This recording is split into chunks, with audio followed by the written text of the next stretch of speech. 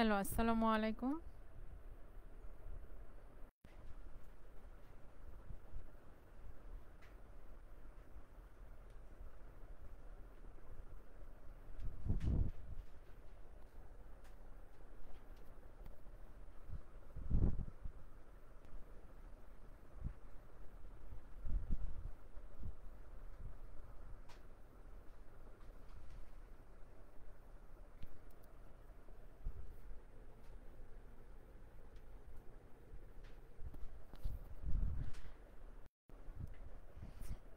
আমার কথা কি ক্লিয়ারলি শোনা যাচ্ছে?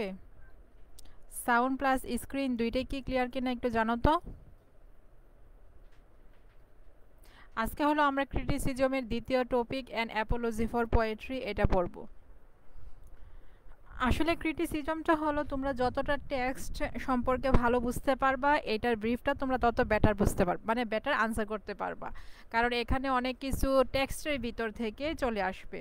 ওকে, তো কিছু কিছু জিনিস দেখবা যে তোমরা পার্ট সিতে পড়তেছো কিংবা পার্ট বিতে পড়তেছো, ওইখান থেকেও প্রশ্ন আসতে পারে। তো এটা মাথায় রাখতে হবে যে যখন কোনো একটা ব্যাপার পড়ো তখন এটা কেয়ারফুলি পড়তে হবে যে এখান থেকে ব্রিফ আসলেও যেন আমি পারি, ওইরকম একটা কনসেপ্ট মাথায় সেট করে রাখতে হবে। তাহলে ইনশাল্লাহ ব্রিফ যেখান থেকে আসুক না কেন পারা যাবে। আর ব্রিফ তোমাদেরকে অনেকগুলোই পড়াইতেছে, আশা করি এখান থেকে পাবা 10টা, এখান থেকে ইনশাল্লাহ কমন পাবা। আর বলছি তো সামারিটা পড়বা, যে টেক্সটগুলো পড়ানো হয়েছিল ওইগুলো পড়বা, তাহলে ইনশাল্লাহ হয়ে যাবে। হ্যাঁ, ওয়ালাইকুম আসসালাম। আচ্ছা, সকল কিছু যদি ওকে থাকে তাহলে আমরা আমাদের ক্লাসটা শুরু করে দিচ্ছি। ওকে, তো প্রথম প্রশ্ন, what is an apology for poetry. বানানগুলো কিন্তু একটু অন্যরকম, যেহেতু এটা ওল্ড ভার্সনে লেখা, তো এটা একটু অন্যরকম আছে। যেটাই হোক, আমাদের এখানে বানানের সাথে পরীক্ষার প্রশ্নের মধ্যে যেটা থাকে, an apology for poetry, modern ভার্সনে থাকুক কিংবা ওল্ড ভার্সনে থাকুক, যেই ভার্সনই থাকুক না কেন, তুমি মেইনলি এখানে বুঝতে হবে প্রশ্ন কি করছে এবং ওই অনুযায়ী তোমাকে আনসার করতে হবে। ওকে, তো অ্যান অ্যাপোলজি ফর পোয়েট্রি এটা কি? An apology for poetry is a critical book on poetry and drama. এটা মূলত কবিতা এবং নাটকের উপর একটা ক্রিটিক্যাল, একটা সমালোচনামূলক বই। Written by Sir Philip Sidney. Sir Philip Sidney লিখিত কবিতা এবং নাটকের উপরে একটা সমালোচনামূলক বইয়ের নামই হলো অ্যান অ্যাপোলজি ফর পোয়েট্রি। বোঝাতে পারছি এক নম্বর। দেন কি বলছে 2 number, what is the title of the book given by its author. মানে অ্যান অ্যাপোলজি ফর অথর, এইটার অরিজিনাল যে অথর মানে স্যার ফিলিপ সিডনির কথা বলছে। তো স্যার ফিলিপ সিডনি কি নামে এই রাইটিংটা লিখছিল, এটার অরিজিনাল টাইটেলটা কি ছিল? টেক্সটের মধ্যে পড়ছিলাম কিন্তু।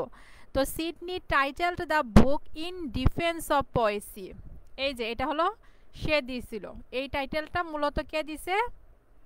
Sir Philip Sidney. তারপর বলতেছে,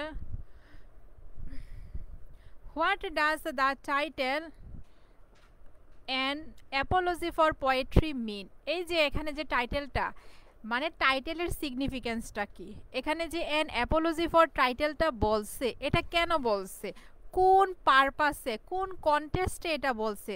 অ্যান অ্যাপোলজি ফর পোয়েট্রি, এটার মানেটা কি?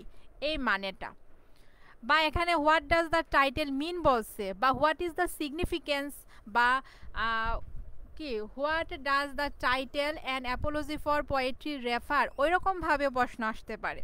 বুঝতে হবে শুধু প্রশ্নটা এখানে কি চাইতেছে। The title and apology for poetry means begging pardon for writing poetry, মানে কবিতা লেখার জন্য ক্ষমা চাওয়া। অ্যান অ্যাপোলজি ফর পোয়েট্রির মানে কি? কবিতা লেখার জন্য ক্ষমা প্রার্থনা, মানে ক্ষমা চাওয়া। ওকে, তারপর 4 number, what is the name of the book written by Stephen Gosson in which he attract poetry. তো ওই বইটার নাম কি, যেই বইয়ের মধ্যে স্টিফেন গোসন কবিতার উপরে আক্রমণাত্মক মন্তব্য করছিল? এই বইয়ের নাম কি? The school of abuse. এই যে দ্য স্কুল অফ অ্যাবিউজ ছিল বইটার নাম। ক্লিয়ার? এখন দেখো একই প্রশ্নটা তোমাকে একটু অন্যভাবে করতে পারে, যেমন কি যে what is the school of abuse, school of অ্যাবিউজটা কি ছিল, এরকম ভাবেও কিন্তু প্রশ্ন করতে পারে। স্যাট সাজেশনে কিন্তু এরকম প্যাটার্নের প্রশ্ন নাই, কিন্তু এরকম ভাবে প্রশ্ন করতেই পারে। তো করলে কি পারা যাবে না যে দ্য স্কুল অফ অ্যাবিউজটা কি? দ্য স্কুল অফ অ্যাবিউজ হলো স্টিফেন গুসনের একটা ট্রিটিস বা একটা পাম্পলেট। পাম্পলেট মানে কি ছোট বইয়ের, মানে ছোট বইয়ের মতো যে পুস্তিকা টাইপ, এইগুলোকে পাম্পলেট বলা হয়। তো পাম্পলেটও দিতে পারো বা ট্রিটিসও দিতে পারো, তোমার ইচ্ছে। তো যদি প্রশ্ন করে what is the school of abuse, এটা কি, স্কুল অফ অ্যাবিউজটা কি, তোমার উত্তরটা কি হবে? The school of abuse is a treatise written by Stephen Gosson. Clear হয়েছে যে একটা প্রশ্নই কিভাবে অন্যভাবে করতে পারে, প্রতিটা বিষয় সম্পর্কে যে একটা প্রশ্ন অন্যভাবে করতে পারে, ওইভাবে তোমাকে অবশ্যই প্রিপেয়ার থাকতে হবে, ওই রকম ভাবে বোঝার ক্যাপাসিটি তোমার মধ্যে থাকতে হবে। ক্রিটিসিজম ব্যাপারটাই কিন্তু এরকম যে প্রশ্ন বুঝতে হবে। ক্লিয়ার হয়েছে যে এখানে আমরা আমাদের স্যাট সাজেশনে আছে বইটার নাম কি, যে বইয়ের মধ্যে স্টিফেন গুসন কবিতার উপরে আক্রমণাত্মক মনোভাব মানে আক্রমণাত্মক মন্তব্য করছিল। এখন তোমাকে যদি বলে যে what is the abuse of school, এটা কি ছিল, এটা কি, তখন তুমি কি আনসারটা পারা যাবে না? আর সামারির পিডিএফ অবশ্যই আমি দিব, এই সামারিগুলো একদম ইচ্ছে করলে প্রিন্ট করে রেখে দিও, পরীক্ষার সময় অবশ্যই এগুলো পড়বা। সামারিটা মাস্ট পড়তে হবে ক্রিটিসিজমে কিন্তু।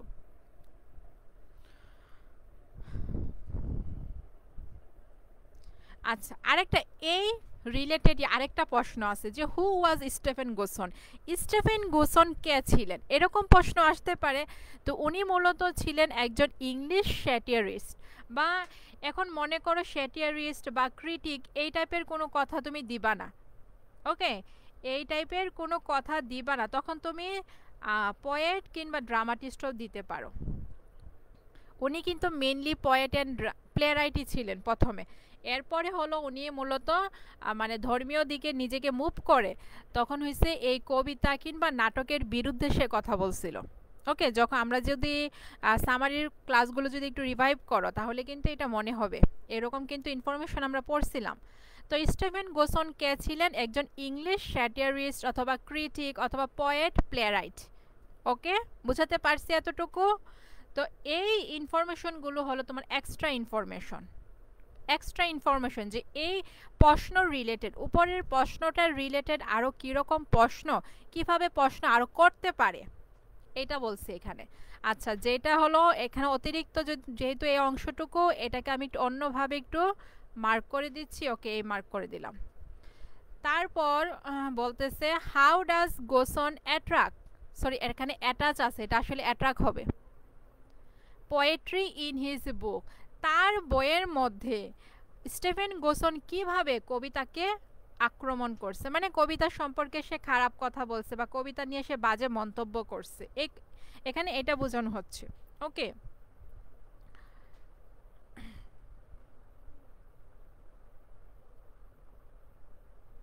তো Gosson commented poetry as immoral and mischievous, সে কবিতাকে বলতেছে কবিতা হলো অনৈতিক এবং ক্ষতিকারক। মিসচিভিয়াস মানে ক্ষতিকারক, এখানে ক্ষতিকারক অর্থে ব্যবহৃত হয়েছে। Leading young man to committing sin, যেগুলো ইয়াং মানে যুব সমাজকে, যুবক মানুষদেরকে কি করে পাপের দিকে নিয়ে যায়, পাপ করতে উৎসাহিত করে। অ্যাট্রাক্টটা সকলের কাছে ক্লিয়ার হয়েছে কিনা বলো? যে স্টিফেন গুসন কবিতা সম্পর্কে কি বলছে, কবিতাটা হলো ইমোরাল মানে অনৈতিক এবং মিসচিভিয়াস মানে ক্ষতিকর। তো এই মিসচিভিয়াস এবং অনৈতিক হওয়ার কারণে এটা হলো ইয়াং মেনকে, যারা কবিতা পড়ে তাদেরকে কি করে পাপের দিকে ধাবিত করে। এটা হলো এখানের সারাংশ। সকলের কাছে কি ক্লিয়ার হয়েছে কিনা? আরেকটা জিনিস এখানে কিন্তু মনে রাখতেই হবে, সেটা হলো স্টিফেন গুসন কিন্তু এই যে দ্য অ্যাবিউজ অফ স্কুল, এটা কিন্তু এই পাম্পলেট বলো, একটা বুক বলো, যেটাই বলো, এটা কিন্তু স্যার ফিলিপ সিডনিকে ডেডিকেট করছিল। খেয়াল আছে কিনা তোমাদের? ডেডিকেট কিন্তু করছিল। প্রথম 5টা প্রশ্ন সকলের কাছে ক্লিয়ার হয়েছে কিনা জানাও। প্রথম 5টা প্রশ্ন।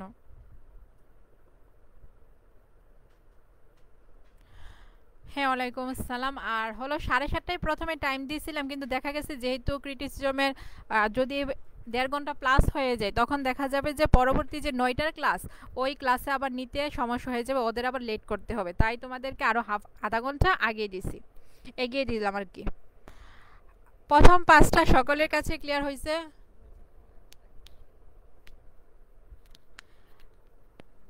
এখানে হচ্ছে কমেন্ট না, একজন রাইটার যে মন্তব্যটা করে এই কমেন্টটা দেওয়া সবচেয়ে বেটার হবে। বুঝতে পারছি? মিসচিভিয়াসের পরিবর্তে তুমি হার্মফুল দিতেই পারো, কিন্তু এখানে যে রাইটার যেটা বলছে ওইটা দিলে সবচেয়ে ভালো হয়।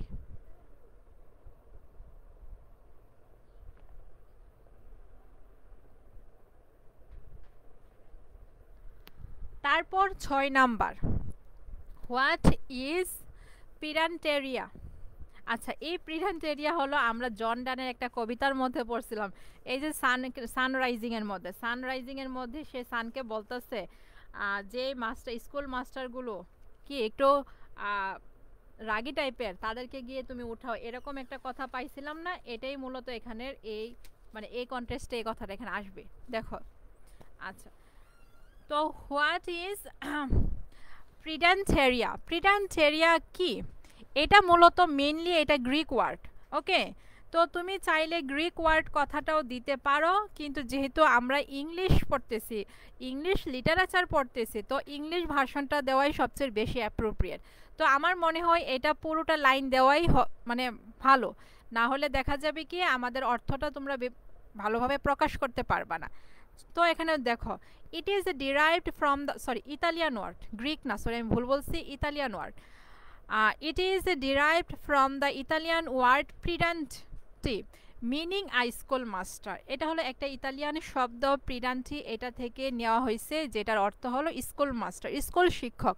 কিন্তু ইংলিশ ভার্সনে এই শব্দের মানে হলো বেইন ডিসপ্লে অফ ইউজলেস নলেজ। মানে অনেক সময় কি করে মানুষ তার জ্ঞানের যে অযথা প্রদর্শন করে, এইটাকে বোঝানো হয়েছে। তো আমার মনে হয় এটা দুইটাই দিতে হবে, অরিজিনালটা কি আর হলো এটা ইংলিশ ভার্সনে এটা কি মিন করছে। এটা তেমন ইম্পর্ট্যান্ট না প্রশ্নটা, মনে রাখবা।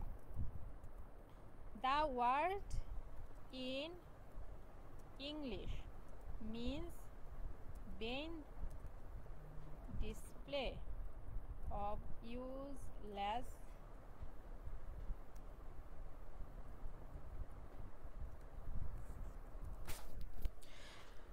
ওকে, এটা সম্পূর্ণটা দিতে হবে। আচ্ছা, ইম্পর্ট্যান্ট ভার্সনগুলো আগে থেকে বলে নিই, এটা ইম্পর্ট্যান্ট।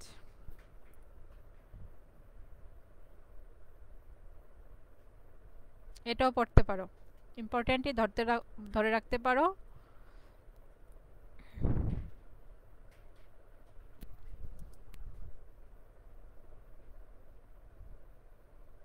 আচ্ছা, তারপর বলছে দেখো 7 number, why did Sidney take initiative to defend poetry. এই পোয়েট্রিটাকে ডিফেন্ড করার জন্য, রক্ষা করার জন্য, এটার পক্ষপাতিত্ব করার জন্য সে কেন এই উদ্যোগটা নিছিল? কেন নিছে? কারণ সে একজন পোয়েট ছিল। আর সবচেয়ে মোস্ট ইম্পর্ট্যান্ট কথা যেটা, সেটা হলো এই দ্য স্কুল অফ অ্যাবিউজ তাকে ডেডিকেটই করছিল। তো সে যেহেতু তাকে ডেডিকেট করা হয়েছে, মানে তাকে উৎসর্গ করে লেখা হয়েছে, তাই সে ভাবছে যে এটা আমার একটা নৈতিক দায়িত্ব যে অ্যাজ আ পোয়েট এখানে আমাকে পোয়েট্রিকে অবশ্যই কি ডিফেন্ড করতে হবে। তো প্রথম যেটা, এটা আমার কাছে ভালো লাগছে না আনসারটা, নিচের আনসারটা পড়বা। As Sidney has chosen the profession of poetry, মানে যেহেতু কবিতার প্রফেশন, পেশাটাকে সে বেছে নিয়েছিল, তার কিন্তু অনেকগুলো পেশা ছিল, মনে আছে? এই স্যার ফিলিপ সিডনির কতগুলো পেশা ছিল আমরা পড়ছিলাম। উনি স্টেটসম্যান ছিল, তারপর হলো সোলজার ছিল, পোয়েট ছিল, আরও অনেকগুলো ছিল, আমার এক্স্যাক্টলি এখন খেয়াল আসতেছে না। উনি কিন্তু অনেকগুলো তার কে কে পেশা ছিল। তো কবিতাটাও কেউ পোয়েট হিসেবেও উনি একবার কবিতা লিখতেন, যেহেতু উনি একজন কবি, তাই কি কবিতাটাকে ডিফেন্ড করা তার একটা নৈতিক দায়িত্ব। এই সেন্স থেকেই মূলত সে কবিতাটাকে ডিফেন্ড করার উদ্যোগটা বা টাস্কটা সে গ্রহণ করছে।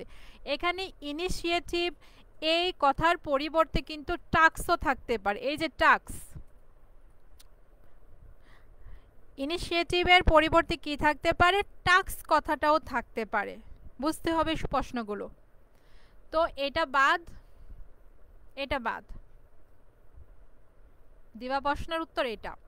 As Sydney has chosen the profession of poetry, কবিতা লেখার প্রফেশনটা, পেশাটাকে যেহেতু সে বেছে নিছে, he thinks it necessary to defend poetry, কবিতাটাকে রক্ষা করা সে মনে করতেছে এটা খুবই জরুরি। বা একই প্রশ্নটাকে তুমি অন্যভাবেও দিতে পারো, being a poet he thinks it is his duty to defend, ওকে আমি লিখে দিচ্ছি, being a poet he thinks that it is his duty or responsibility to defend poetry. Clear হয়েছে? তোমার যেটা খুশি তুমি এটাই দিতে পারো, যে as Sydney has chosen the profession of poetry he thinks it necessary to defend poetry, এভাবে দিতে পারো। বা তুমি দিতে পারো being a poet he thinks that it is his duty or responsibility to defend poetry. Clear হয়েছে? দেন হলো বলছে why Sydney called the poetry, এটা ইম্পর্টেন্ট, এটা important. why Sydney called the poetry hater ungrateful, মানে যারা কবিতাটাকে পছন্দ করতো না, তার হ্যাটার ছিল, হ্যাটার ছিল, এই হ্যাটারদেরকে সে কি বলছে, সরি, হ্যাটারদেরকে সে কেন অকৃতজ্ঞ বলছে, আনগ্রেটফুল বলছে। পাওয়ার ব্যাংকটা করে দিয়ে যেত,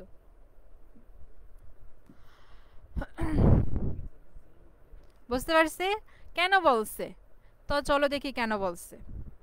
সিডনি কলস দ্যাম, এটা দেন দেন আছে, আসলে এটা দ্যাম হবে। সিডনি কলস দ্যাম সো, সিডনি হলো পোয়েট্রি হ্যাটারদেরকে এমনটা বলছে because poetry has been regarded as the first as the light giver two ignorance, কারণ পোয়েট্রিটাই কি, অজ্ঞতাকে, মানে অজ্ঞতার মধ্যে জ্ঞান দান করছে, আলো দান করছে, এটা মানা হয়। And has thought man what is good or bad since the beginning of civilization, সভ্যতার শুরুর থেকে, সভ্যতার সূচনার থেকে মানুষকে পোয়েট্রি শিখিয়ে আসছে কোনটা ভালো কোনটা খারাপ, কোনটা তারা গ্রহণ করবে কোনটা তারা গ্রহণ করবে না। এবং এভাবেই পোয়েট্রি মানুষকে অজ্ঞতার মধ্যে আলো দান করছে। তাই যারা পোয়েট্রিকে হেট করে, ঘৃণা করে, তাদেরকে সে আনগ্রেটফুল বলতেছে। Okay, then 9 number, who is Homer, Homer কে ছিলেন? হোমার ছিলেন একজন Greek poet. Homer is the great Greek epic poet, উনি ছিলেন গ্রিক সাহিত্যের সবচেয়ে বড়, মানে বড় মাপের বা বিখ্যাত মহাকাব্যের কবি। এখন তুমি মনে করো যে আমি এই গ্রেট, গ্রিক, এপিক এই তিনটা ওয়ার্ড আমার প্যাচ লাগতেছে, তখন তুমি সিম্পলি এভাবে দিতে পারো যে Homer is the Greek poet, great আর এপিক বাদ দিতে পারো, কিন্তু এখানে যেমন আছে এটা দিলে সবচেয়ে বেটার হয়। Homer is the great Greek epic poet. Okay, তারপর হু ওয়াজ দান্তে, এই যে অ্যান অ্যাপোলজি ফর পোয়েট্রির মধ্যে কিন্তু আমরা অনেক ব্যক্তির রেফারেন্স পাই, কারণ একদম অ্যানশিয়ান্ট টাইম থেকে এখানে কিন্তু কী করছে, সিডনি কিন্তু পোয়েট্রি প্লাস জ্ঞানের যে অন্যান্য শাখাগুলো আছে এই শাখাগুলোকে সে কী করছে, কন্ট্রাস্ট, মানে তাদের সাথে তুলনা করছে। তো এই তুলনা করতে বা বিভিন্ন তার যুক্তিগুলো পেশ করার ক্ষেত্রে অনেক মানুষের রেফারেন্স, কিন্তু অনেক বিশিষ্ট ব্যক্তিদের রেফারেন্স, বিশিষ্ট সাহিত্যিকদের রেফারেন্স কিন্তু সে এখানে আনছে। হু ওয়াজ দান্তে, দান্তে কে ছিল? দান্তে was the great epic poet of Italy, মানে ইতালির লিটারেচারে, ইতালিয়ান সাহিত্যের একজন বিখ্যাত মহাকাব্যিক কবি ছিলেন দান্তে। তো তুমি সিম্পলি এভাবে বলতে পারো Dante was an epic poet of Italy, বা Dante was an Italian poet, এভাবেও সিম্পলি দেওয়া যায়, তোমার ইচ্ছে। তারপর বলতেছে হু ওয়াজ পেট্রার্ক, পেট্রার্কে উনিও একজন ইতালিয়ান কবি। তো এখানে দেখো কি আছে, এই যে এভাবে আছে, তোমাদের সেট সাজেশনে আছে, কিন্তু এটা হচ্ছে মারপেস মার্কা। তো তুমি কি দিবা, একটু সিম্পল করবা। Petrarch was a great poet of Italy. ইতালির একজন বিখ্যাত কবি ছিলেন কে, পেট্রার্ক। আর উনি মেইনলি সনেটার হিসাবে পরিচিত, কিন্তু এই যে পেট্রার্কান সনেট, উনি কিন্তু তার মানে কি আবিষ্কারক।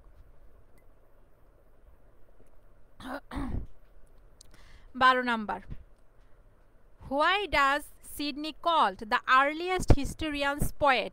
এই যে প্রথম দিকের যে হিস্টোরিয়ানসরা, the earliest historian chose poetry as the medium of their expression. কারণ প্রাচীনকালের, আর্লিয়েস্ট মানে এখানে হচ্ছে আদিম বা প্রাচীন, মানে আগের সাহিত্যর ব্যক্তিদেরকে বোঝানো হচ্ছে, গ্রিক এবং রোমান ওই টাইপের। তো এখানে মেনলি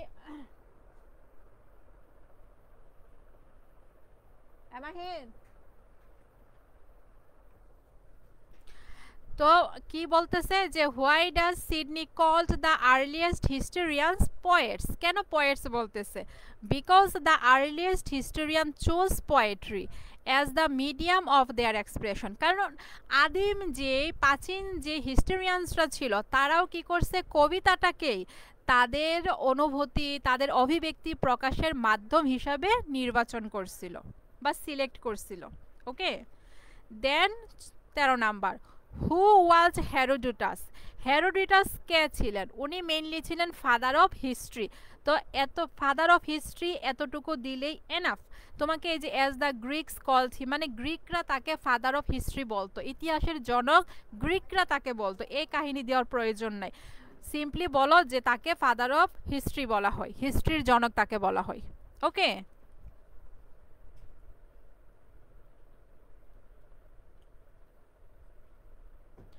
তারপর বলতেছে what did the Romans called a poet. রোমানরা কবিদেরকে কি বলতো, কবিকে কি বলতো তারা, এনশিয়েন্ট রোমানতে ব্যাটস বলতো।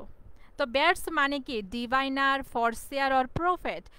তো ডিভাইনার মানে কি, যে ভবিষ্যৎ দেখতে পারে, ফরসিয়ার দূরদর্শনকারী, প্রফেট হলো দূরদর্শনকারী, যেমনটা আমরা কিং ইডিপাসের মধ্যে টাইরেশিয়াসকে পেয়েছিলাম। তো এখানে what is meant by the term vates, vates মানে কি, অথবা তোমাকে বলতে পারে what kind of word is vates. Vates কোন ধরনের শব্দ, রোমান ওয়ার্ড, রোমান, বুঝতে পারছি, রোমান। প্রথম 15টা সকলের কাছে ক্লিয়ার হয়েছে কিনা জানাও। রোমানরা পয়েটদেরকে ব্যাটস বলতো, গ্রিকরা বলতো মেকার, তাই না?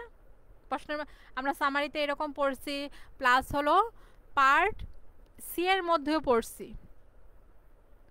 ক্লিয়ার হয়েছে? 15টা, প্রথম 15টা সকলের কাছে ক্লিয়ার হয়েছে কিনা জানাও।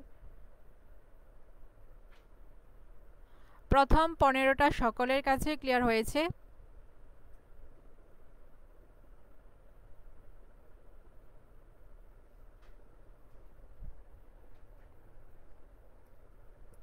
যেদিন যেই টপিকটা পড়ানো হচ্ছে চেষ্টা করবা ওই দিন ওইটার ব্রিফ একদম, যদি আগে পড়ে থাকো তাহলে রিভিশন হয়ে যাবে, আর আগে যদি পড়ে না থাকো তাহলে এখন কি হবে, পড়া হয়ে যাবে। ওকে, তো 2-3টা যদি তোমাদের একসাথে টপিক নেই তাহলে এটা টাইম মানে ক্লাসটা লেন্থি হয়ে যাবে, দেন তোমাদের প্যাচ লাগার সম্ভাবনা আছে। তাই আমি তোমাদেরকে কিন্তু একটা টপিক করে নিচ্ছি, আর 2টা টপিক দিলে দেখা যাবে অন্য একটা ক্লাস আমাকে মিস করতে হইব, অন্য বেসের কোনো ক্লাস আমাকে মিস করতে হইব। সো সবার মধ্যে ব্যালেন্স রেখে আমি এভাবে মানে ডিসিশন নিয়েছি যে এভাবেই দিব। দেন বলছে 16 নাম্বার, হু ওয়াজ প্লেটো। প্লেটো কে ছিলেন, এক কথায় দিবা গ্রেট ফিলোসোফার অফ গ্রিস, এতটুকুই দিলেই হবে। সে কি সক্রেটিসের ভক্ত ছিল, মানে ছাত্র ছিল, অ্যারিস্টটলের টিচার ছিল, এত কাহিনী আমার দরকার নাই, আমার প্রশ্নের উত্তর হইতে পারলেই হয়েছে। ওকে, দাও। The great philosopher of Greece, গ্রিসের বিখ্যাত দার্শনিক ছিলেন উনি। তারপর বলতেছে what does the word poet means, বা আচ্ছা দেখো প্রথম অংশটা আমি এখানে কি অবলাইট দিয়ে 2টা পার্ট করছি, কেন করছি এটা পরে বলবো। What does the word poet means, কবির শব্দ, এই যে শব্দটা কবি, এটা দ্বারা কি বোঝায়, কিম বোঝায়, আ মেকার, একজন কারিগর। এখন এই একই প্রশ্ন অন্যভাবে করতে পারে, উত্তর একই হবে কিন্তু প্রশ্নটা অন্যভাবে করতে পারে। যেমন দেখো, who is a poet in view of Philip Sidney. Philip সিডনির মতে, ফিলিপ সিডনির দৃষ্টিতে একজন কবি কে? একজন মেকার। বুঝতে পারছি? একই প্রশ্ন অন্যভাবে আসতে পারে কিন্তু। তারপর বলছে what does the poet create. কবি কিভাবে সৃষ্টি করে, কি সৃষ্টি করে? তার লেখাটা, তার সাহিত্যকর্মটা। The poet by his imagination lifts him up above nature.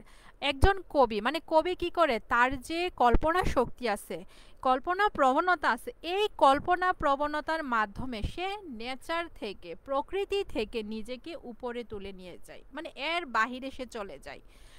and creates things which are not found in the first nature। এবং প্রকৃতির মধ্যে জিনিস নাই, এরকম জিনিসই সে কি করে? ক্রিয়েট করে। বুঝতে পারছি কি বলছি এখানে? যে কবিরা মূলত তাদের যে ইমাজিনেটিভ পাওয়ার, ইমাজিনেটিভ মানে কি? কল্পনা যে শক্তি আছে, এই কল্পনা শক্তির মাধ্যমে সে প্রকৃতির থেকে নিজেকে আরো উপরে নিয়ে যায়, প্রকৃতির বাহিরে সে নিয়ে যায়। এবং অলরেডি এক্সিস্টেড, প্রকৃতির মধ্যে অলরেডি যে জিনিসগুলো আছে, এই জিনিসগুলোর বাহিরে সে নতুন কিছু ক্রিয়েট করার চেষ্টা করে, নতুন কিছু এভাবে সে ক্রিয়েট করে। 18 নম্বর প্রশ্নটা সকলের কাছে ক্লিয়ার হয়েছে কিনা জানো। ফার্স্ট নেচার বলতে হলো এখানে মানুষকে বোঝানো হয়েছে, নিচে প্রশ্নটা আছে, তাহলে ক্লিয়ার হয়ে যাবে। 18 নম্বরটা কি সকলের কাছে ক্লিয়ার হয়েছে? কবিদের কাজকে তাদের ইমাজিনেশনের মাধ্যমে অলরেডি এক্সিস্টেড কোনো জিনিস না, এটাকে সে ইমিটেট করতে পারে, কপি করতে পারে, কিন্তু এটার থেকে বেটার, এটার থেকে ডিফারেন্ট কিছু সে ক্রিয়েট করবে, এটাই কবিতার ফাংশন। 18 নাম্বারটা সকলের কাছে ক্লিয়ার হয়েছে কিনা একটু জানাও।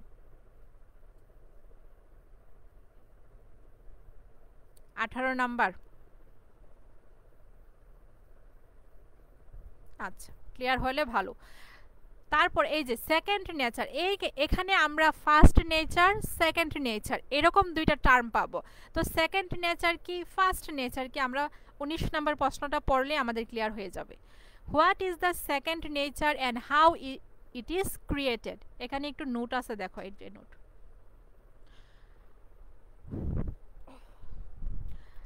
Man is the first nature, মানে মানুষ, সৃষ্টিকর্তা যে মানুষকে সৃষ্টি করছে, এই মানুষ হলো ফার্স্ট নেচার। আর সেকেন্ড নেচার কি, মানুষ ছাড়া প্রকৃতির আর যে জিনিসগুলো আছে, যে অবজেক্টসগুলো আছে, এগুলো হলো সেকেন্ড নেচার। এই যে man is the first nature and second nature is all the rest of the created world placed under man। এবং মানুষের নিচে মানে মানুষের অবস্থানগত দিক থেকে কি, ওই জিনিসগুলো মানুষের থেকে নিচে নিচে অবস্থিত, মানুষের মতো তেমন মর্যাদা ওই জিনিসগুলোকে দেওয়া হয়েছে না। মানুষ ছাড়া বাকি জিনিসগুলো, বাকি যে প্রাকৃতিক বিভিন্ন জিনিস আছে, এই জিনিসগুলোই মূলত সেকেন্ড নেচার। ওকে, তো এখন আমাদের প্রশ্নটা কি ছিল? What is the second nature and how it is created. তো সেকেন্ড নেচারটা কি এবং এটা কিভাবে সৃষ্টি করা হয় বা কি তৈরি করা হয়।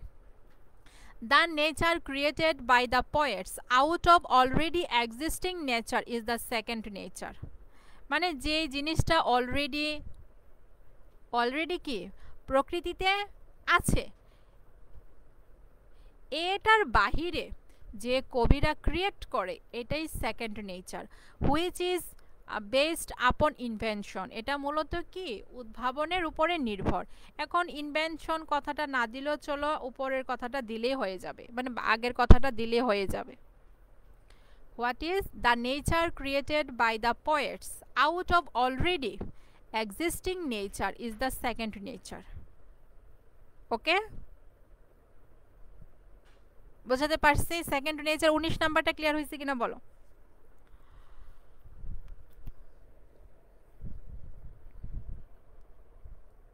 তো আমি যে এখানে হলুদ হাইলাইট করছি, এটা মানে কি, এটা হলো প্রথম নেচার। যদি তোমাকে বলা হয় হু বা what is the first nature, মানুষ, দ্বিতীয় নেচারটা কি? মানুষ ছাড়া যা কিছু আছে ওইটা দ্বিতীয় নেচার। যদিও প্রশ্নটা এভাবে নাও করতে পারে, শুধু জানানোর জন্য বলছি আর কি। 19 নাম্বার সকলের কাছে ক্লিয়ার হয়েছে? 19 নাম্বার 19। তারপর হলো হু ইজ ভার্জিল। ভার্জিল কে? ভার্জিল হলো, Virgil is the great poet of ancient Rome. প্রাচীন রোমের একজন বিখ্যাত কবি। 21 হু ইজ এনিয়াস। এনিয়াস কে? এনিয়াস হলো এই ভার্জিলের একটা বিখ্যাত মহাকাব্য আছে, এই মহাকাব্যের নাম হলো ইনিয়েট। এই ইনিয়েটের হিরোর নাম, হিরো হলো ইনিয়াস। Aeneas is the hero of the great epic the Aeneid written by Virgil. Virgil রচিত বা লিখিত যে বিখ্যাত কাব্য মহাকাব্য ইনিয়েট আছে, এই ইনিয়েটের হিরোই মূলত ইনিয়াস। ওকে, দেন বলছে what do you mean by second nature. Second nature মানে, সেকেন্ড নেচার দ্বারা তুমি কি বুঝো? The world as created by God is the first nature.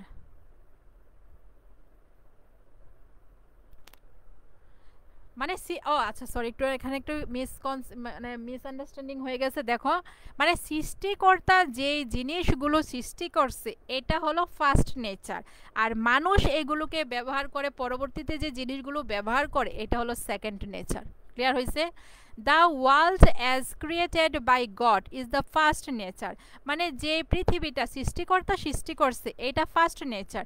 And the rest of creation placed under man is the second creature. এবং বাকি যে ক্রিয়েশনগুলো আছে যেগুলো মানুষের নিচে রাখা হয়েছে, মানে মানুষ যেগুলো পরবর্তীতে মডিফাই করছে, যেমন সে যদি একটা কবিতা লিখে, এটা কোন ধরনের নেচার হবে? দ্বিতীয় নেচার হবে। বুঝাতে পারছি?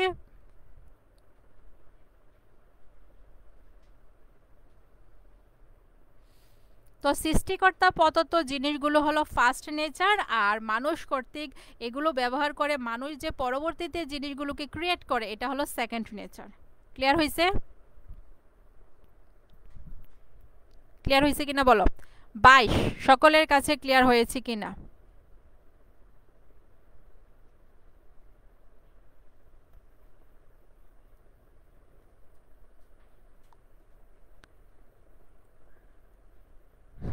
সকলের কাছে ক্লিয়ার হয়েছে কিনা জানাও। 22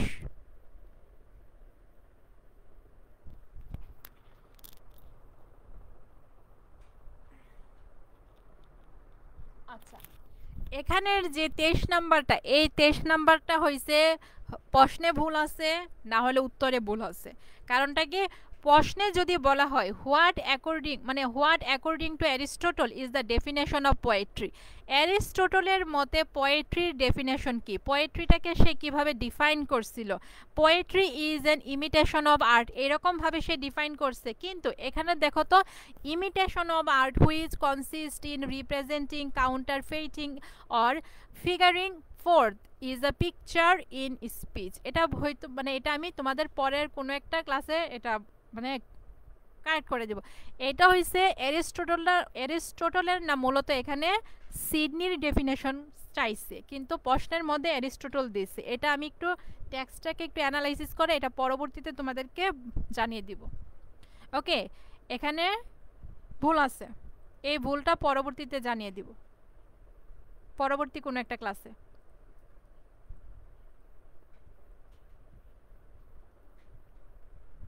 রেড মার্ক মানে এটা একটা ভুল, এটা আমি পরবর্তীতে তোমাদেরকে জানিয়ে দিব। আচ্ছা দেখো 25 নাম্বার হু ইজ সোফোক্লেস। সোফোক্লেস কে ছিলেন? সোফোক্লেস ছিলেন একজন অ্যানশিয়েন্ট গ্রিক ট্র্যাজেডিয়ান। ট্র্যাজেডিয়ান মানে কি? সে ট্র্যাজেডি লিখতো। আমরা ম্যাথিউ আর্নলের ডোভার ব্রিজের মধ্যে কিন্তু এই সোফোক্লেসের কথা পাইছি, তার নামটা কিন্তু পাইছি। তো সোফোক্লেস কে ছিলেন? সোফোক্লেস ইজ অ্যান অ্যানশিয়েন্ট গ্রিক ট্র্যাজেডিয়ান, উনি মূলত প্রাচীন গ্রিক ট্র্যাজেডিয়ান ছিলেন।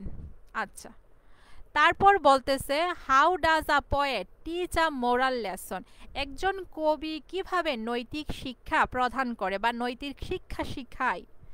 The poet teaches moral lesson through a story, একজন কবি মানে কবিরা কি করে নৈতিক শিক্ষা শিখায় স্টোরির মাধ্যমে, গল্পের মাধ্যমে, which is attractive to the readers, যেটা হলো পাঠকদের কাছে খুবই আকর্ষণীয়, মনোমুগ্ধকর। দেখবা যদি কোনো একটা গল্পের কাহিনী খুবই মানে কি ফ্যান্টাস্টিক হয়, তখন কিন্তু এটা আমাদের মাথার মধ্যে ইজিলি ক্যাপচার হয়। কিন্তু মারপেস মার্কা যে কাহিনী আছে এটা কিন্তু আমাদের মাথার মধ্যে তেমন ক্যাপচার হয় না, তাই না? যেমন গালিভার স্টাবেলস, রবিনসন ক্রুশো, এই জিনিসগুলো কিন্তু খুবই অ্যাট্রাকটিভ, খুবই চার্মিং টাইপের রাইটিং। তো এগুলোর কাহিনী কিন্তু আমরা ইজিলি মনে রাখতে পারি, প্লাস এগুলো কিন্তু ইজিলি আমাদেরকে অ্যাট্রাক্ট করতে পারে।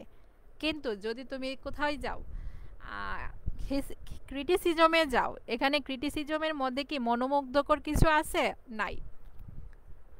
আচ্ছা, তারপর বলতেছে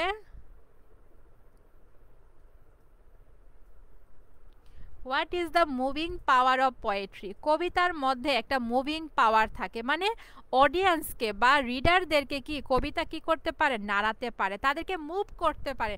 নাড়াতে পারে, মুভ করতে পারে, মানে এখানে এক কথায় প্রভাবিত করতে পারে।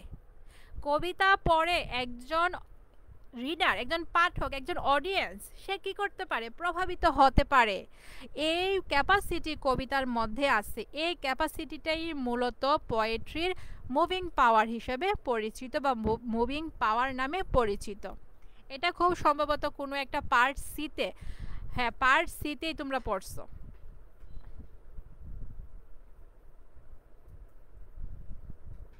Poetry draws the attention of the readers by the imagined stories. এই যে যে বিভিন্ন কল্পনীয় যে বিভিন্ন কাহিনী আছে, এই কাহিনীর মাধ্যমে কবিতা হলো পাঠকদের দৃষ্টি আকর্ষণ করে। and then charms them to learn what is intended. এখানে মনে একটু ভুল হয়েছে।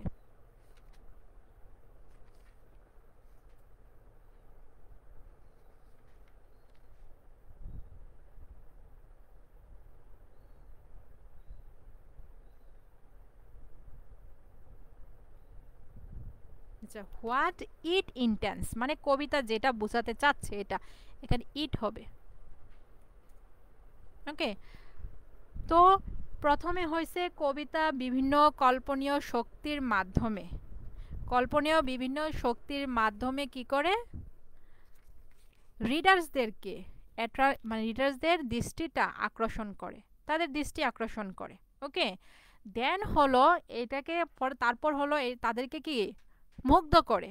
দেন চার্মস দ্যাম টু লার্ন, তাদেরকে শিখতে প্রভাবিত করে, আগ্রহী করে তোলে বা মুগ্ধ করে। হোয়াট ইট ইন্টেন্স, এটা কি বোঝাতে চাচ্ছে, এটার ধারা কি বোঝানো হচ্ছে, বোঝাতে পারছি?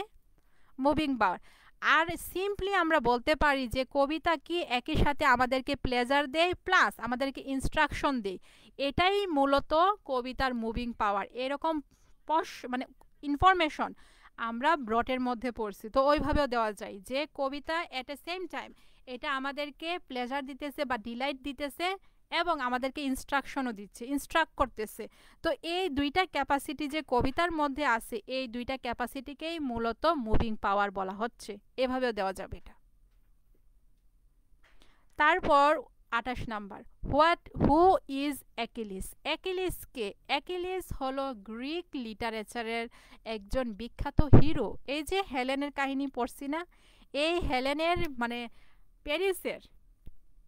প্যারিসের যে বাহিনী ছিল এটা ছিল ট্রোজান, আর তাদের অপোজিট যারা ছিল তারা ছিল গ্রিক হিরো। এই গ্রিকদের মধ্যে মানে সবচেয়ে সেরা হিরো ছিল অ্যাকিলিস। তোমরা কি ফোর্থ ইয়ারে হোমার পড়বা, হোমারের ইলিয়ট পড়বা, ওইখানে এই কাহিনী আছে। ওকে, তো হু ইজ অ্যাকিলিস? অ্যাকিলিস কে? Achilles is the Greek hero in the battle of Troy. ট্রয়ের যে যুদ্ধক্ষেত্র, এই যুদ্ধক্ষেত্রের গ্রিক হিরো ছিলেন অ্যাকিলিস, ছিল কি গ্রিক হিরো হলো অ্যাকিলিস। ফার্স্ট প্রেজেন্ট টেন্স এটা করছে, ফার্স্ট টেন্সে কিন্তু করেন নাই। তারপর 29 নাম্বার, হু ইজ দিদো। দিদোকে? উনি মূলত কার্তিজের রানী ছিলেন। সিম্পল, এটাই পড়ো।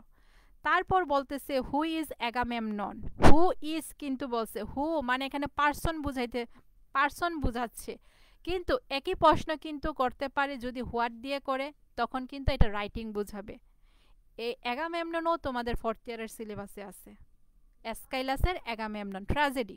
ওকে, তো এই অ্যাগামেমননকে, অ্যাগামেমনন মূলত হেলেনের ভাসুর, মানে তার যে হাজব্যান্ড ছিল, এই হাজব্যান্ডের বড় ভাই হলো অ্যাগামেমনন। তো হেলেনের ভাসুর এটা তো আমরা বলতে পারবো না, শুধু তোমাদেরকে পরিচয়টা দেওয়ার জন্য বলছি। উনি মূলত ছিলেন, Agamemnon is the elder son of Atreus, অ্যাট্রিয়াসের বড় ছেলে ছিলেন। মানে হেলেনের শ্বশুরের নাম কি ছিল? অ্যাট্রিয়াস, এবং কিং অফ আর্গুস, আর্গুসের রাজা ছিল। বুঝাতে পারছি? আর এই যে অ্যাগামেমনন, এই অ্যাগামেমননকে কিন্তু তার স্ত্রী হত্যা করছে। ওকে, এটা আমরা যখন ফাইনাল ইয়ারে ক্লাসিক্স ইন ট্রান্সলেশন পড়বো তখন দেখতে পাবো। মূলত সে যখন এই যে ট্রয় নগরীর মধ্যে কি যুদ্ধের জন্য যাচ্ছিল, তখন সমুদ্রের মধ্যে কি করছিল, তাদের জাহাজ কি চলতেছিল না। তো চলতেছিল না, তখন কি করছে, সে তার নিজের মেয়েকে স্যাক্রিফাইস করে দিচ্ছে, মানে তার নিজের মেয়েকে হত্যা করছে, উৎসর্গ করছে দেবদেবীর কাছে।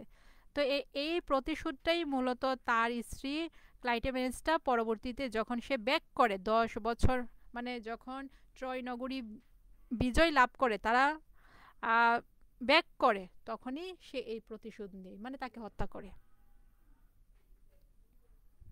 ওকে, তো অ্যাগামেমনন কে ছিলেন? কি এল্ডার সান অফ অ্যাট্রিয়াস, অ্যাট্রিয়াসের জ্যৈষ্ঠ পুত্র মানে বড় পুত্র, অ্যান্ড কিং অফ আর্গুস। বা তুমি যদি মনে করো না আমি অ্যাট্রিয়াসটা দিব, অ্যাট্রিয়াস বানানটা খুব সম্ভবত সেটের মধ্যে ভুল আছে, তো তুমি দাও Agamemnon is the king of Argos, আর্গুসের রাজা ছিলেন। বা Agamemnon is the central character of the play Agamemnon, Agamemnon নাটকের প্রধান চরিত্র ছিলেন, এভাবে তুমি দিতে পারো। আচ্ছা, তারপরের যে দুইটা, what according to Sidney is a comedy, সিডনির দৃষ্টিতে বা সিডনির মতে কমেডি কি, আবার সিডনির মতে ট্র্যাজেডি কি, এই দুইটা প্রশ্ন তেমন ইম্পর্ট্যান্ট না। এইটা হয়েছে তোমাদের অ্যারিস্টটলের যে পোয়েট্রিক্স, ওইখান থেকে যেটা, এটা দুইটা বেশি ইম্পর্ট্যান্ট। ওকে, আচ্ছা, এখন আজান দিতেছে, 1 মিনিট, সরি 1 মিনিট না, 2 মিনিট নীরবতা পালন করি সবাই। আমার এখানে এখন দিচ্ছে, তোমার এখানে মনে হয় আগে দিচ্ছে। ওকে, ইম্পর্ট্যান্ট না হলেও আমরা একটু কনসেপ্ট রাখবো আর কি।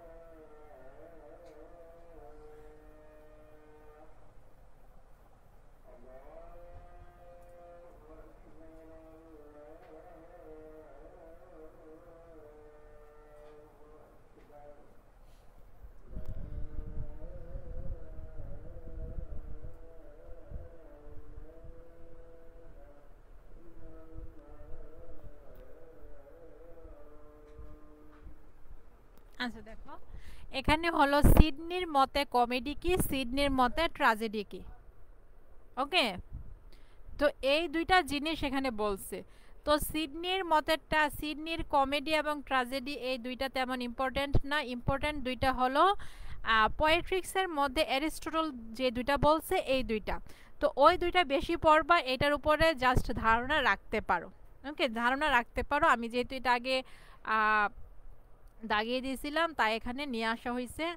তো দেখো কি বলছে, what according to Sidney is a comedy. কমেডিটা কি, সিডনির মতে কমেডিটা কি? The comedy is the imitation of the common errors of life. মানে মানুষের জীবনের যে বিভিন্ন ভুল ত্রুটি এগুলো আছে, এটার ইমিটেশনটা হলো comedy. Which the dramatist presence in such a way, যেটা নাট্যকাররা বা কি যারা লেখক তারা এমনভাবে প্রেজেন্ট করে, as no one likes to follow, যেটা অন্য কেউ আর ফলো করতে পছন্দ করবে না। মানে এখানে বলা হচ্ছে এক কথায় কমেডির মধ্যে যে কাহিনীটাকে প্রেজেন্ট করা হয় কিংবা উপস্থাপন করা হয় এটাই অন্য কেউ লাইক করে না, ওই রকমভাবে কমেডিটাকে প্রেজেন্ট করা হয়, কমেডির কাহিনীটাকে প্রেজেন্ট করা হয়। দেন ট্র্যাজেডির মধ্যে কি বলছে, আর tragedy is the representation of the most stirring and tyrannous activities of life. তো ট্র্যাজেডিটা হলো মানুষের জীবনের জীবনের সবচেয়ে আলোড়ন সৃষ্টিকারী কিংবা অত্যাচারী, টাইরানিয়াস মানে অত্যাচারী, এখানে হলো খারাপ দিকটা বোঝানো হইতেছে যে জীবনের সবচেয়ে আলোড়ন সৃষ্টিকারী কিংবা অত্যাচারী দিকটার রিপ্রেজেন্টেশন, বর্ণনা।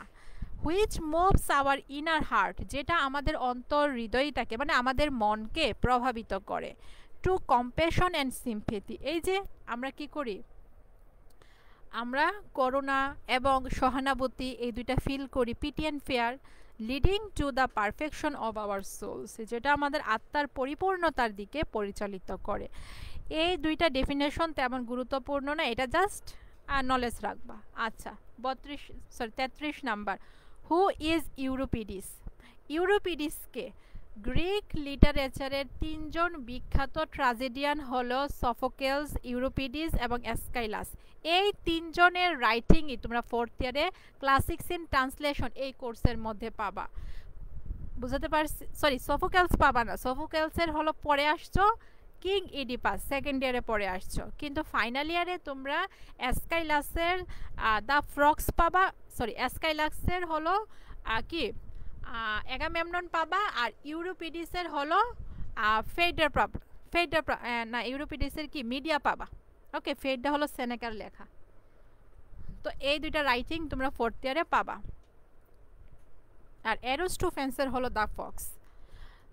Euripides was one of the great Greek tragedians of ancient Greece. Ancient গ্রিসের তিনজন যে বিখ্যাত ট্র্যাজেডিয়ানস আছে, বিখ্যাত যে কি ট্র্যাজেডিয়ানস আছে তাদের মধ্যে অন্যতম হলো ইউরোপিডিস। এভাবে দেওয়া যায়, এটা কিন্তু তুমি সফোকেলসের ক্ষেত্রে দিতে পারো যে হু ইজ সফোকেলস, এর আনসারে কিন্তু এটা দিতে পারো, বা তুমি দিতে পারো Euripides was an ancient Greek tragedian, এভাবে তুমি দিতে পারো, তোমার ইচ্ছে। তারপর 34 number, why did Sidney called English dramas neither right nor comedy nor true tragedy. মানে ইংলিশ যে তৎকালীন সময়ের যে ইংলিশ ড্রামাসগুলো লেখা হতো, এই ড্রামাগুলো না ট্র্যাজেডি না কমেডি। কেন বলছে সে এটা? তো কেন বলছে চলো দেখি। Because of the mingling of tragic and comic elements, এই যে নাটকের মধ্যে কি করছে, ট্র্যাজেডির এলিমেন্ট এবং কমেডির এলিমেন্ট এই দুইটাকে মিক্স আপ করে ফেলছে, একত্রে মিশিয়ে ফেলছে। এই কারণেই মূলত সে বলছে ইংলিশ ড্রামাগুলো না পিওর ট্র্যাজেডিস না পিওর কমেডিস। এই যে আমরা প্রিফিক্স টু শেক্সপিয়রের মধ্যে পড়ছিলাম, কিন্তু স্যামুয়েল জনসন কিন্তু এটার জন্য শেক্সপিয়রকে প্রশংসা করছিল, কিন্তু এখানে সিডনি কি করতেছে, এটাকে কিন্তু ক্রিটিসাইজ করতেছে যে তৎকালীন সময়ের যে ইংলিশ ড্রামাসগুলো আছে এই ড্রামাসগুলোকে সে পিওর কমেডিও বলতে পারতেছে না, আবার পিওর ট্র্যাজেডিও বলতে পারতেছে না, কারণ এখানে কমিক এবং ট্র্যাজিক দুই এলিমেন্টস একসাথে মিশ্রিত করে দেওয়া হয়েছে। তারপর what according to Sidney should be true aim of comedy, কমেডির মানে উদ্দেশ্যটা কি হওয়া উচিত সিডনির মতে। সিডনি বলছে কি কমেডির উদ্দেশ্য কি হবে, সে বলছে কমেডিটা মানুষকে প্রথমত আনন্দ দিবে, প্লেজার দিবে, এবং একই সাথে এটাকে দেখো কমেডি, আচ্ছা কমেডির সি কিন্তু ক্যাপিটাল হবে। Comedy should aim at providing delightful instruction in addition to laughter. এটা অবশ্যই মানুষকে ডিলাইটফুল আনন্দদায়ক ইনস্ট্রাকশন দিক নির্দেশনা দিবে ইন অ্যাডিশন টু লাফটার, হাসাহাসির সাথে মানুষকে আনন্দ, এই যে মানুষকে কি কমেডির মধ্যে কি করা হয় অনেক হাস্যরসাত্মক সিন থাকে, যে সিন দেখে অডিয়েন্সরা মানে যারা দেখতেছে দর্শকরা তারা কি করে হাসে, তো এই হাসাহাসির পাশে অবশ্যই কি দিতে হবে ইনস্ট্রাকশন দিতে হবে, আনন্দদায়ক ইনস্ট্রাকশন দিতে হবে। এটা হলো কমেডির উদ্দেশ্য। তার আচ্ছা 35 অবধি সকলের কাছে ক্লিয়ার হয়েছে কিনা জানো, 35 অবধি ওইখানের কাহিনীগুলো খুবই মানে সুন্দর, মিডিয়ার কাহিনী সুন্দর, তারপর হলো অ্যাগামেমননের কাহিনীও সুন্দর, হোমারের ইলিয়টের কাহিনীও সুন্দর, কাহিনী ভিত্তিক এগুলো, যদিও নামগুলো কিছুটা ভেরিয়েট হবে কিন্তু কাহিনী খুবই সুন্দর। ফেডাটাও সুন্দর, কিন্তু সবচেয়ে যে বাজে যে অবস্থা সেটা হলো ফক্সের থাকবে, কিন্তু ফক্সটা হলো কোনো কাহিনী না, এটা হলো বিতর্ক। ওকে, গ্রিক লিটারেচারটা তুমি যদি ভালোভাবে বুঝতে পারো, ক্লাসিক্স ইন ট্রান্সলেশন কোর্সটা এটা খুবই মানে মজার একটা ব্যাপার।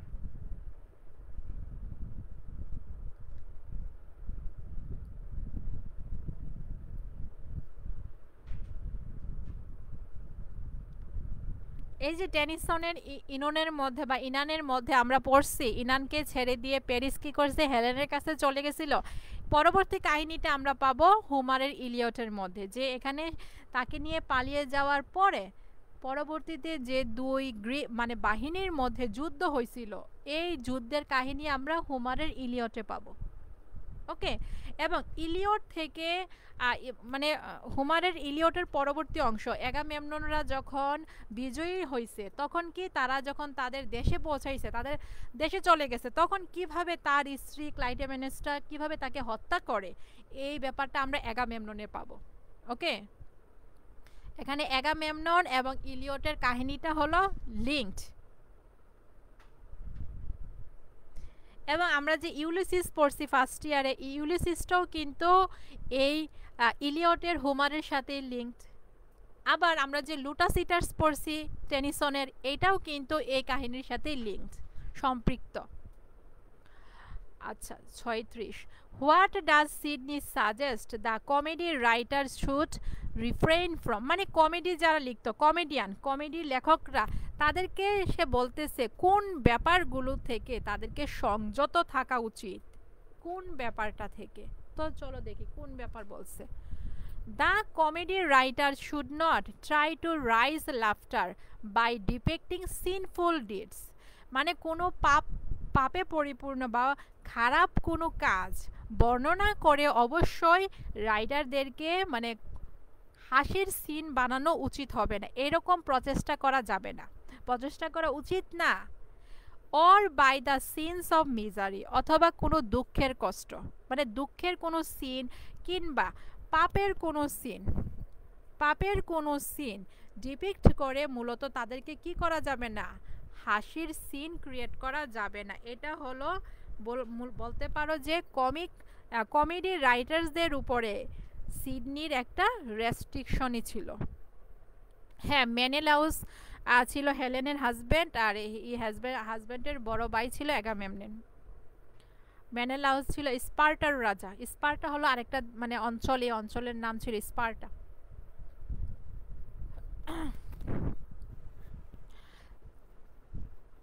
তারপর 37 number, how does Sidney illustrate the contemporary condition of drama in England, মানে তার সময়কালীন ইংল্যান্ডের মধ্যে যে ড্রামার পজিশনটা ছিল, এই পজিশনটা কেমন ছিল, এটাকে সিডনি কিভাবে ইলুস্ট্রেট করছে, ব্যাখ্যা করছে। তো চলো দেখি। Sydney compares the following condition of drama in England. মানে এই যে তৎকালীন ইংল্যান্ডের মধ্যে কি হয়ে গেছে, যে ড্রামার যে কন্ডিশনটা, পরিস্থিতিটা, সিচুয়েশনটা ফল করতেছিল, মানে এটা কি মানে খারাপ পর্যায়ে চলে গেছিল, ডাউন করতেছিল। To an ill mannered daughter, একটা মানে যে মেয়েরা কি খারাপ ব্যবহার করে, খারাপ আচরণ করে, এই ইল ম্যানার্ড মেয়ের সাথে তুলনা করছে।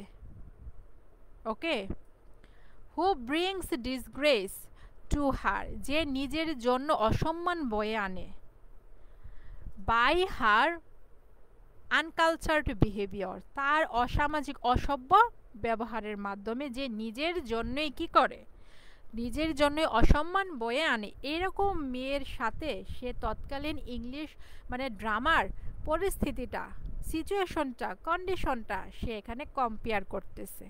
ওকে, 38 নাম্বার, এগুলো এটা তেমন ইম্পর্টেন্ট না। 37 নাম্বার আমি যখন তোমাদেরকে এটা প্রোভাইড করব তখন এখানে স্টার মার্ক করে দিব। What fault does Sidney find in the existing love lyrics, মানে তৎকালীন সময়ে যে বিভিন্ন লাভ লিরিক্স, লাভ নিয়ে যে গীতি কবিতাগুলো লেখা হতো, এটার মধ্যে সে কি ফলস পাইছে, ত্রুটি পাইছে সে। The existing love lyrics are laden with cold artificial passion, মানে তৎকালীন সময়ের যে বিভিন্ন লাভ লিরিক্স বা গীতি কবিতাগুলো ছিল, এটার মধ্যে ছিল মানে অনুভূতিগুলো কোল্ড ছিল এবং আর্টিফিশিয়াল ছিল, কৃত্রিম ছিল। লেডেন মানে হলো পরিপূর্ণ। এখন তুমি যদি লেডেন কথা না বুঝো তাহলে ফুল দাও, are full with cold and artificial passion, and they lack in sincerity and genuineness of that passion, এবং তাদের মধ্যে যে আবেগ ছিল, এই আবেগের মধ্যে সিনসিয়ারিটির অভাব ছিল এবং এটার মধ্যে জেনুইননেস ছিল না।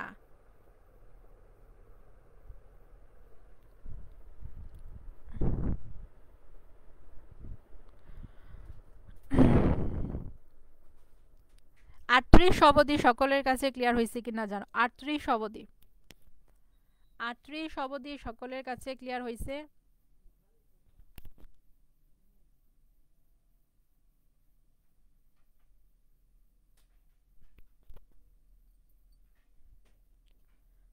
আটত্রিশ অবধি সকলের কাছে ক্লিয়ার হয়েছে কিনা, ইয়েস অর নো বলো, তাহলে আমি বুঝবো। Yes or no?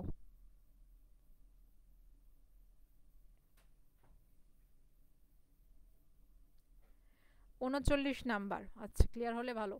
What kind of critic is Philip Sidney? Philip Sidney কোন ধরনের লেখক ছিল, সরি কোন ধরনের ক্রিটিক ছিল, সমালোচক ছিল?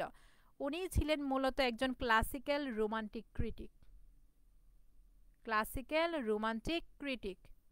ওকে, তারপর 40 নাম্বার যেটা, এটা তেমন ইম্পর্টেন্ট না, যেহেতু আগে দিছিলাম তাই এখানে রাখছি ক্লিয়ার করার জন্য। Would you call Sidney the father of English criticism? সিডনিকে কিন্তু তুমি মানে সিডনিকে কি তুমি ইংরেজির যে সমালোচনা, এই সমালোচনার জনক বলবা? না, বলবো না। কারণ একজন সমালোচক মানে সমালোচনার ফাদার হওয়ার জন্য যে কোয়ালিটিসগুলো দরকার, এই কোয়ালিটি সিডনির মধ্যে নাই। Although some critics called him the father of English criticism, যদিও কিছু কিছু সমালোচক তাকে ইংলিশ সমালোচনার জনক বলছে, but a serious study of his writing, কিন্তু তার যে লেখালেখিগুলো আছে, রাইটিংগুলো আছে, এই রাইটিংগুলোর যদি আমরা একটু ভালোভাবে একটু স্টাডি করি, একটু দেখি, does not offer genuine reason, এটা আমাদেরকে কোনো পাকাপোক্ত কিংবা পিওর কোনো রিজন, কারণ এখানে আমাদেরকে দর্শাচ্ছে না। To call him the father of English criticism, তাকে ইংরেজি সমালোচনার জনক বলার জন্য যে কারণগুলো দরকার, এই কারণগুলো তার রাইটিংয়ের মধ্যে খুঁজে পাওয়া যায় না। তো এটা হলো তাকে একজন কি ফাদার অফ ইংলিশ ক্রিটিসিজম না বলার একটা অন্যতম কারণ। আচ্ছা, 41, what according to Sidney is the aim of poetry? কবিতার উদ্দেশ্যটা কি? সিডনির মতে কবিতার উদ্দেশ্যটা কি? একই প্রশ্ন তোমাকে আরও অন্যভাবে করতে পারে। যেমন কি বলছে, what is the end or purpose of poetry. এটা খুব সম্ভবত এন্ড হবে না ইম হবে কথাটা, এটা স্যাট সাজেশনে ভুল হচ্ছে মনে হয়। তো যেটাই হোক, বলতেছে যে কবিতার ইমটা কি সিডনির মতে, আবার বলতেছে কবিতার পারপাসটা কি। একই কথা, একই প্রশ্ন, কিন্তু উত্তরও একই হবে। To teach and to delight, শিক্ষা দেওয়া এবং আনন্দ দেওয়া, তাই না? শিক্ষা দেওয়া এবং আনন্দ দেওয়া। টু কিন্তু এখানে দুইবার হবে, টিচের আগেও টু হবে, ডিলাইটের আগেও টু হবে। বুঝাতে পারছি?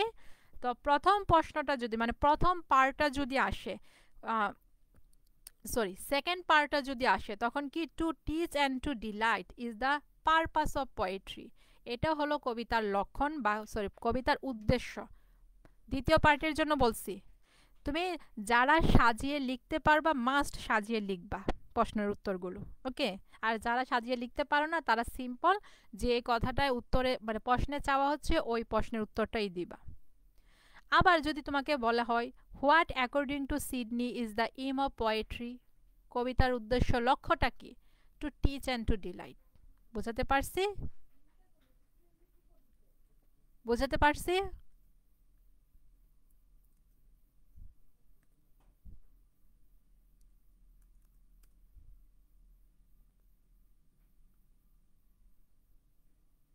একই প্রশ্ন অনেকভাবে করতে পারে, শুধু ক্যাচ করতে হবে যে এখানে কি বলছে। আচ্ছা, how does Sidney prove that poets are not liars, Sidney কিভাবে প্রমাণ করছে যে কবিরা কি মিথ্যুক না? কিভাবে প্রমাণ করছে? এটা কিন্তু এই যে এটা কিন্তু একটা এলিগেশন ছিল, কবিরা কি করে মিথ্যে কথা বলে। কবিরা না পোয়েট্রিকে বলছিল poetry is the mother of lies, মানে কবিতা হলো মিথ্যার জননী, এরকম একটা এলিগেশন আনা হয়েছিল। তো এই এলিগেশনটাকে খণ্ডন করার সময় সে বলছিল কবিরা কি করে না, কোনো মিথ্যে কথা বলে না, কারণ কবিরা কোনো কিছু নিশ্চিতভাবে বলে না, তারা কোনো কিছুর কনফার্মেশন করে না যে এটা হবে, এরকম কোনো কিছু কবিরা কখনো বলে না। আচ্ছা একটা মিনিট, এই জিনিসটা আবার একটু অন্যভাবে আসতে পারে, এটা আমি একটু নিয়ে আসি।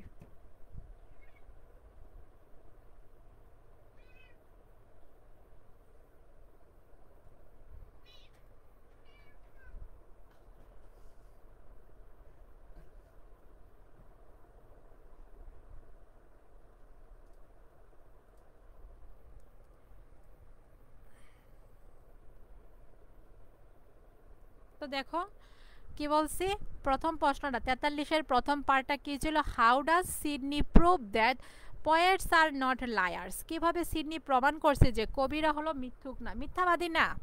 আবার একই প্রশ্ন অন্যভাবে করতে পারে যে how does a poet never লাই, কিভাবে একজন কবি কখনো মিথ্যা বলে না। তো প্রথম অংশের জন্য হবে এটা, কথা কিন্তু সেম, কথা কথা কিন্তু সেম, শুধু বুঝতে হবে যে কখন কোনটা দিবা। The poet does not affirm anything, মানে কবিরা কি কখনো কোনো কিছু নিশ্চিত করে বলে না, কোনো নিশ্চয়তা তারা দেয় না। He says what may be or should be, so the question of lying does not arise ought, মানে সে বলে যেটা হতে পারে বা যেটা হওয়া উচিত, এরকম একটা কথা শুধুমাত্র সে বলে, তাই তাদেরকে কখনো মিথ্যাবাদী এই বলার কোনো মানে এরকম বলতে পারা যায় এরকম কোনো প্রশ্নই আসে না।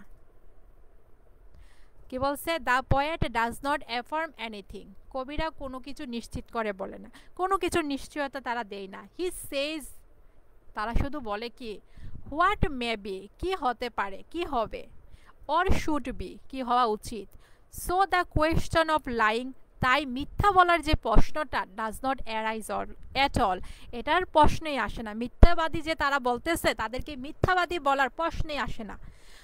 এটা হলো প্রথম পার্টের জন্য, এভাবে আনসার করবা। আর দ্বিতীয় পার্টের জন্য কি, how does a poet never লাই, কিভাবে একজন কবি কখনো মিথ্যা বলে না। A poet does not affirm anything, কবিরা মানে একজন কবি কখনো কোনো কিছুর নিশ্চয়তা দেয় না, কোনো নিশ্চিতভাবে কিছু বলে না। সো হি নেভার লাইস, তাই সে কখনো মিথ্যা কথা বলে না। প্রথম অংশের উত্তরও কিন্তু দ্বিতীয় অংশটা দিয়ে দেওয়া যাবে, ওকে? তখন বলতে হবে the poets According to Sydney, the poets do not affirm anything, so they are not, so they never lie.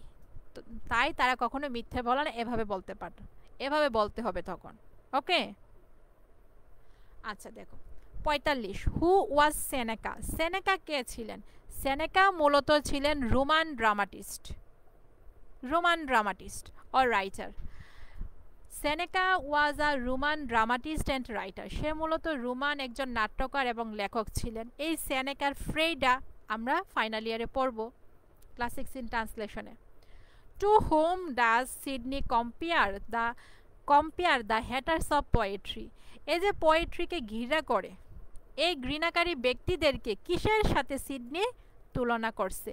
বাইপার্সের সাথে। বাইপার্স মানে কি বুঝো? বাইপার্স সাপ, সাপের সাথে। What is Sidney's notion about tragicomedy? মানে ট্রাজিকমেডি যেটার মধ্যে ট্রাজিক প্লাস কমিক এই দুইটা এলিমেন্টস পাওয়া যায়, এই দুইটা সম্পর্কে তার ধারণাটা কি বলছে? সে বলছে এটা হলো একটা দুয়াশলা টাইপের জিনিস, সংমিশ্রণ, সংকর, এই যে হাফ হাফ যে বিষয়গুলো থাকে এই রকম বলছে। কি বলছে? মেঙ্গেল বলতেছে। এই যে ট্রাজিকমেডিটাকে সে মেঙ্গেল বলতেছে, দুয়াশলা টাইপের, মানে কোনো পিওর কোনো কিছু স্বাদ এখানে পাওয়া যাবে না, হাইব্রিড টাইপের। বুঝাতে পারছি? 47 অবধি সকলের কাছে ক্লিয়ার হয়েছে কিনা বলো? 47 অবধি সকলের কাছে ক্লিয়ার হয়েছে কিনা জানাও।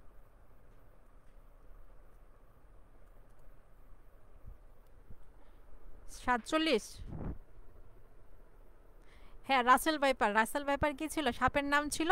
তো এখানেও সে যারা কবিতাকে হেট করতেছে, তা এই হেটার্সদেরকে সে বলতেছে তারা হলো ভাইপার্স। ক্লিয়ার? আচ্ছা,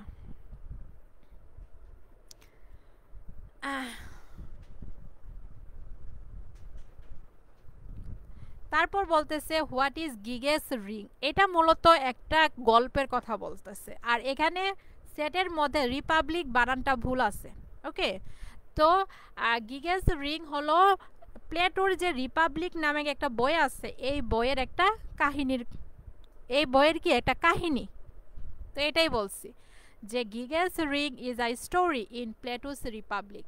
প্লেটোর রিপাবলিক গ্রন্থের বা বইয়ের একটা কাহিনী হলো গিগেস রিং।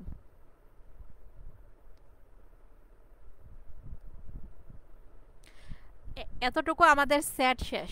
এখন হলো এই বিষয়গুলো হলো একটু এক্সট্রা আনছি, যে এক্সট্রা শুধু পরে রাখবা। এগুলো যারা সামারি ক্লাস করছো, সামারির মধ্যে অলরেডি এগুলো ক্লিয়ার করে দেওয়া হয়েছে, কিন্তু যেহেতু এখন একটু ব্রিফ পড়তেছো তো ব্রিফের মধ্যে একটু আনলাম। দেখো, এই যে পোয়েট, এই পোয়েট শব্দটা কিভাবে আসছে, কোন শব্দ থেকে এটা আসছে, এটার প্রশ্ন আসতে পারে যে what is the origin of the word poet.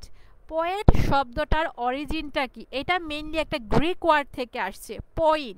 এই যে the word poet is derived from the Greek word poiein which means to make, যেটার মানে হলো সৃষ্টি করা বা তৈরি করা। ওকে, কোন শব্দ থেকে আসছে? পয়েন্ট।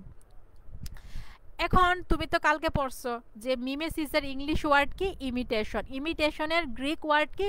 মিমেসিস। এটা পড়ছো, কিন্তু তোমাকে যদি বলা হয় হোয়াট ডাজ দ্য ওয়ার্ড মিমেসিস মিন, মিমেসিস শব্দটা ধারা কি বুঝায়, এটা যদি বলে তাহলে কি দাঁড়াবে? চলো দেখি। Mimesis or imitation means a representation of a natural object.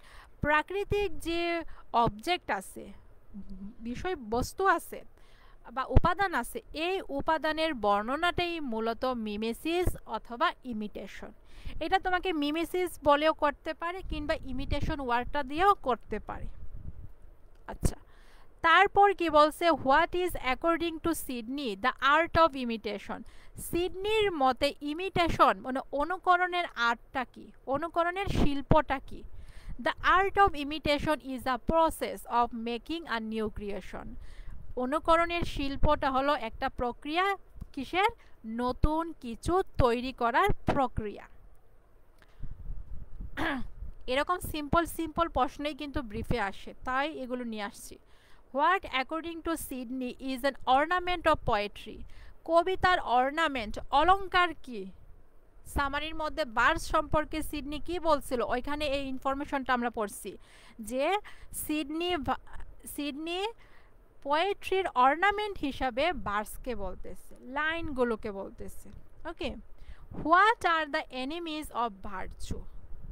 Virtue, virtue কি? গুণ। এই ভার্চুর শত্রু কেডা? শত্রু কেডা? ভাইস, মানে মানুষের যে ত্রুটিগুলো থাকে, এই ত্রুটি অ্যান্ড প্যাশন, মানুষের যে আবেগ থাকে, এই আবেগ হলো মানুষের দোষ ত্রুটি এবং তার আবেগটাই তার গুণের শত্রু। আচ্ছা, last one, who is the right popular philosopher? কে সঠিক জনপ্রিয় দার্শনিক? The poet. ওকে, তো সকলের কাছে ব্রিফগুলো কি ক্লিয়ার হয়েছে? সকলের কাছে ব্রিফগুলো কি ক্লিয়ার হয়েছে কিনা জানাও। ব্রিফগুলো ক্লিয়ার হয়েছে কিনা বলো। কালকে ক্লাস নিলে কালকের ক্লাসটা 9টায় হবে, কারণ কালকে 8:30টায় অন্য বেসের ক্লাস থাকবে, তো তোমাদের ক্লাস নিলে কালকে 9টায় নিতে হবে। নিতে হবে কারণ তোমাদের আরও তো 3টা টপিক বাকি আছে। তো অ্যান অ্যাপোলজি ফর পোয়েট্রি সকলের কাছে কি ক্লিয়ার হয়েছে? অ্যান অ্যাপোলজি ফর পোয়েট্রির ব্রিফ সকলের কাছে ক্লিয়ার হয়েছে কিনা বলো। সামারিগুলো মানে যখন পড়াইছি তারপরেও যদি তোমরা মানে ভালো করে ব্রিফগুলো পড়তা তাহলে কিন্তু তখনই ইজি লাগতো, তাই না? তো এখন যাই হোক, এখন পরে আজকে কিন্তু এটা ক্লোজ করে ফেলবা। অ্যান অ্যাপোলজি ফর পোয়েট্রি অবশ্যই আজকে ক্লোজ করে ফেলবা। আজকের রাত্রের টাস্কটি তোমাদের এটা।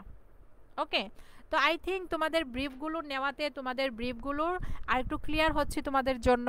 পরীক্ষার মধ্যে আশা করি তোমরা কেউ এগুলোকে প্যাচ লাগাবা না।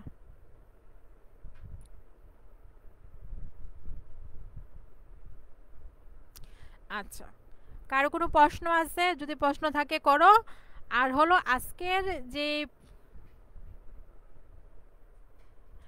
আজকের যে ক্লাসের মানে লিঙ্কড বলো বা ক্লাসের পিক বলো, এটা হলো পরবর্তীতে দিব, কারণ 8টা 9টায় ক্লাস আছে, তো 9টার ক্লাস রেডি করি নাই তোমাদের ক্লাসের জন্য। ওদের ক্লাস রেডি করে এখন ক্লাসটা বসে রেডি করব, দেন ওদের ক্লাস নিব, দেন হলো তোমাদেরকে এটার পিকচার দিব। এখন থেকেই অনেকগুলো কি করো,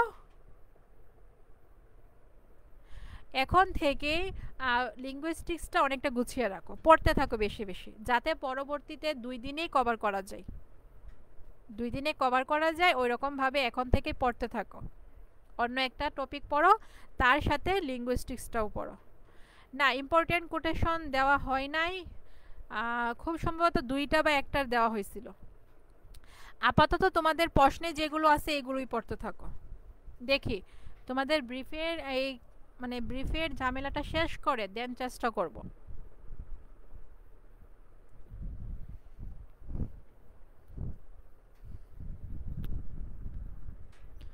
আচ্ছা, 4th ইয়ারে উঠো, ততদিন আমি বাছি, দেন হলো 4th ইয়ারের টপিকের সাথে ব্রিফগুলি পড়িয়ে দিব। এবার তো ভাবছি যে ব্রিফও কি ধরিয়ে ধরিয়ে পড়তে হবে, তো এখন দেখছি যে পরবর্তী স্টুডেন্টরা কি করে ব্রিফটাও চাচ্ছিল, স্পেশালি লাস্ট মিনিট প্রিপারেশন বেসে ওরা বলছিল যে ওদেরকে ব্রিফ নেওয়ার জন্য। তখন থেকেই মাথায় এই কনসেপশনটা আসছে আর কি, যে ব্রিফটা নিলেও তোমাদেরও ক্লিয়ার হয়ে যাবে।